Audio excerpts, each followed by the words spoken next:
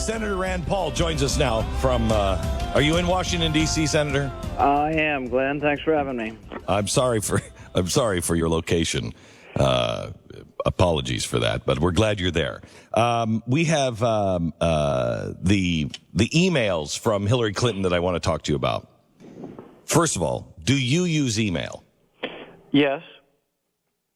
Lindsey Graham says he does not. Is that because Lindsey Graham doesn't have any friends? I'll reserve comment. Okay. All right. Is what Hillary Clinton said she did by using the Clinton server, is that safe?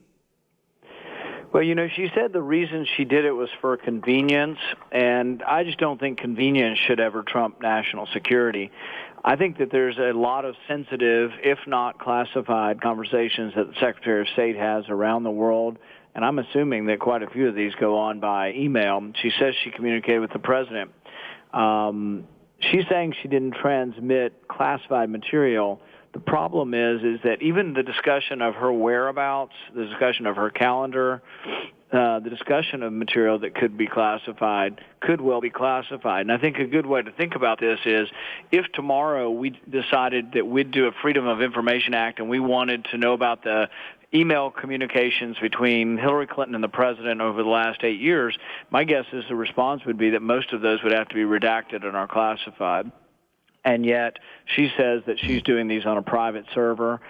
It's really that the Clintons believe they're above the law. They think they can do whatever they want, and that's a real problem. This lawlessness that we're different than everybody else. We don't have to obey the law.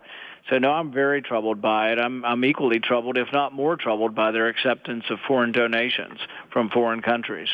Okay, we want to get into that here in a second, but let me stay on the email for a second. She says that this isn't a special exception, that members of the government are allowed to choose whether or not they use their private email or not.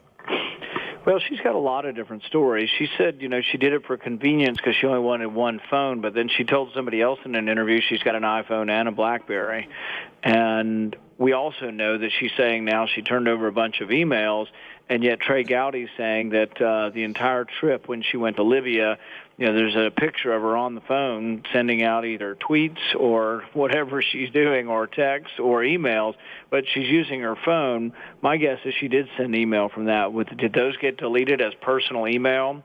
The other thing is even if you're doing the personal from a non-secured site, I think there is some danger that you could be kidnapped by putting your schedule out there, telling people even where you're, going to the grocery store when you're doing, I guess when your chauffeur, is driving you to the grocery store, that kind of stuff. So, I think that she really did something she told all her employees not to do. So there's some hypocrisy here. I think there's danger to national security, but really it's just that sort of this belief that they think they're above the law. The same with accepting the foreign donations as well. Okay, so let's go to the foreign donations now. Well, there's a lot of problems. The Constitution says you can't take gifts from foreign countries. It's directly in the Constitution. I think they did take a little bit of a hiatus from accepting millions of dollars from these different countries, but it just doesn't look right. And you wonder whether or not, she claims that she's going to be a big defender of women's rights, and yet she took money from some of the countries that have the worst rights, and really women have very little, if any, rights in these countries.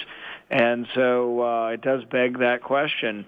But the other thing is you just wonder, what does that influence buy? And what is $25 million from Saudi Arabia buy?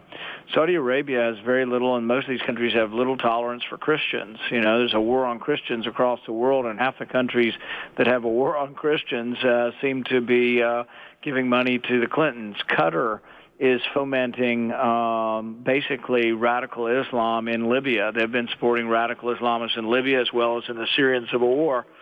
And they've given money, I believe, also to the Clintons. So I don't know how you can be an independent voice for America when you're on the payroll of a foreign country.